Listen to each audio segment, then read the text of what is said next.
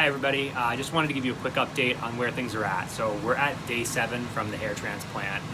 Wanted to kind of show you where things are. As you can see, things have scabbed over, but they're definitely healing. All of the scabs in the back have essentially fallen off. There may be a few scabs here and there that were like a little bit more intense in terms of the scabbing. Those will fall off with time, but you know, the scabs have fallen off. It does feel a little thin when you look at it in the light, but in dim lighting it looks regular. I think that will probably play out over time. You'll see that there probably won't be as much of a thinning look.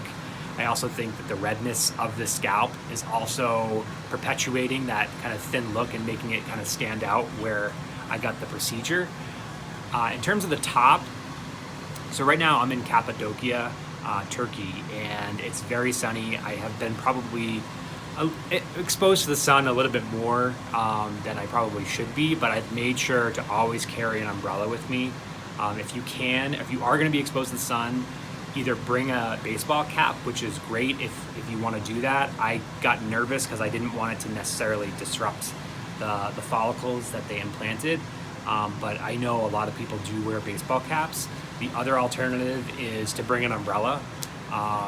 You look a little odd, but at the end of the day, like, who cares? You are putting yourself through this big event. You might as well deal with it for, you know, as long as you have to block yourself from the sun, especially if you're in a touristy place and want to see stuff. So let me give you a quick shot of the back. This is pretty good lighting. You'll see I'm kind of near a window. So this is pretty natural lighting. This is kind of how it looks.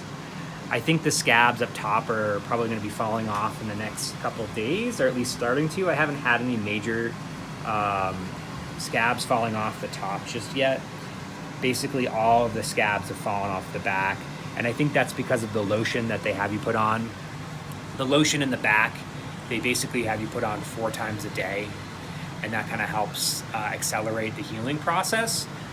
Apparently that lotion they used to have you put on the front, but it affected the healing and the percentage of grafts that actually survive.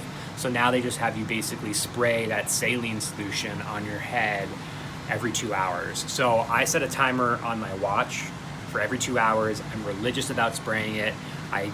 They say only 4 sprays, but I kind of overdo it because I want to make sure that that area is moist, because that helps with the healing process. So as you can see, things are crusty. There's a lot of dryness. There's like a lot of like white little flakes that are forming there now, and I think that means it's probably being ready to shed. I do my first shampoo tomorrow. I'll make sure I do a video on that, but let me give you a quick shot on the back here so you can kind of see how things are coming around with that. I'm not sure if you can see it, but I'm going to try to get closer. There's really no holes or scarring or really anything like that. It's just red. And let's see if I can get the other side here. Try to go slow for you.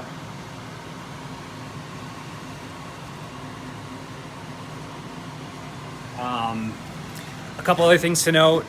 It is completely numb on the top of my head. Like, so when I gently touch it like this, I cannot really feel it. I think that's just because it's like a hard cap of basically crust or scabs on the top of my head, covering that like fresh, soft skin feel.